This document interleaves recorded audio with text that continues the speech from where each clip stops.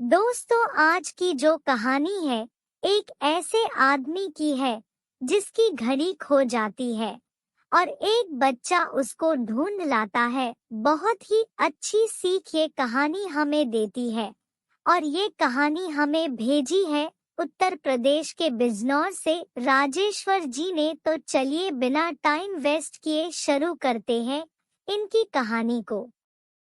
किसी गांव में एक धनीराम नाम का एक सेठ रहता था। सेठ के पास बहुत कीमती घड़ी थी। ये घड़ी धनीराम के पिता ने उसे दी थी।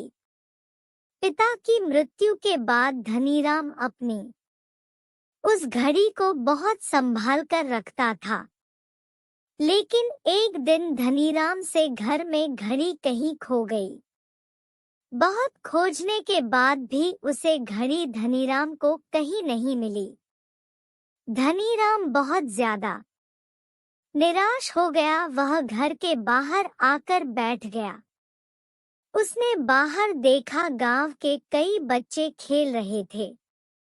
धनीराम ने सोचा कि बच्चों से बोल देता हूँ, इतने बच्चे ढूंढेंगे तो किसी न किसी को तो घड़ी मिल ही जाएगी। धनीराम ने बच्चों को बुलाया और बोला कि मेरी घड़ी घर में कहीं खो गई है। तुम लोगों में से जो भी उस घड़ी को खोजकर लाकर मुझे देगा, मैं उसे बहुत बड़ा इनाम दूंगा। इनाम की बात सुनकर सभी बच्चे घर में घड़ी खोजने लगे। बच्चों ने बहुत ढूंढने की कोशिश की लेकिन उन्हें घड़ी नहीं मिली। सभी बच्चे निराश होकर धनीराम के पास पहुंचे और बोले कि हमें तो घड़ी नहीं मिली है। ये सुनकर धनीराम और दुखी हो गया। बच्चे फिर से खेलने लगे। तभी वहां एक बच्चा लौटकर आया और बोला कि मुझे एक बार फिर मुझे घड़ी ढूंढने के लिए अंदर जाने दीजिए, इस बार मैं घड़ी जरूर ढूंढ लूंगा। धनीराम ने उस बच्चे की बात मान ली। बच्चा घर में गया और कुछ देर में वह घड़ी लेकर बाहर आ गया। धनीराम घड़ी देखकर हैरान था।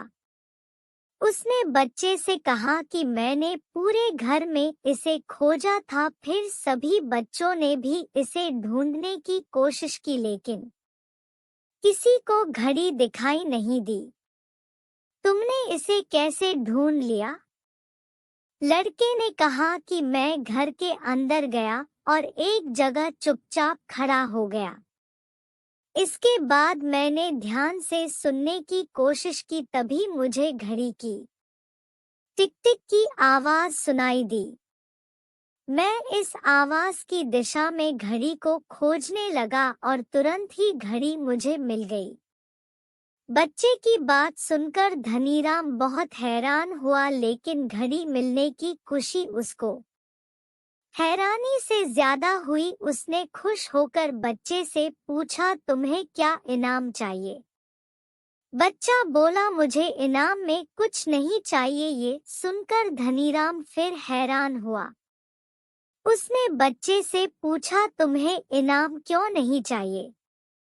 तब बच्चा बोला, इसको ढूंढने में उसका कुछ नहीं गया है और घड़ी आपके घर में ही थी, बाहर भी नहीं थी, इसका मतलब ये खोई ही नहीं, ये तो आपके घर में ही थी। तब धनीराम को लगा शायद बच्चा सही बोल रहा है, लेकिन उसने अपनी खुशी से बच्चे को 10 रुपए दे दिए।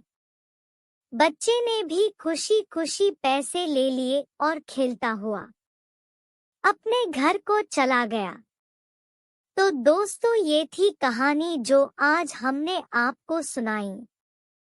इससे हमें ये सीख मिलती है, जब हमारा मन शांत होता है तो एकाग्रता बढ़ती है। एकाग्र मन से किए गए काम में बहुत जल्दी सफलता मिल सकती है।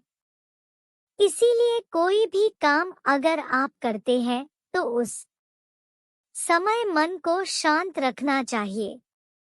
मन को मानसिक तनाव से बचाने के लिए रोज ध्यान करना चाहिए। ध्यान से नकारात्मक विचार दूर होते हैं और शांति मिलती है। तो दोस्तों, ये थी आज की वीडियो। मुझे उम्मीद है आपको पसंद आई होगी। तो अगर आप भी भगवान पर भरोसा रखते हैं तो चैनल को सब्सक्राइब कीजिए और वीडियो को अपने दोस्तों के साथ शेयर कीजिए। तब तक के लिए हर हर महादेव।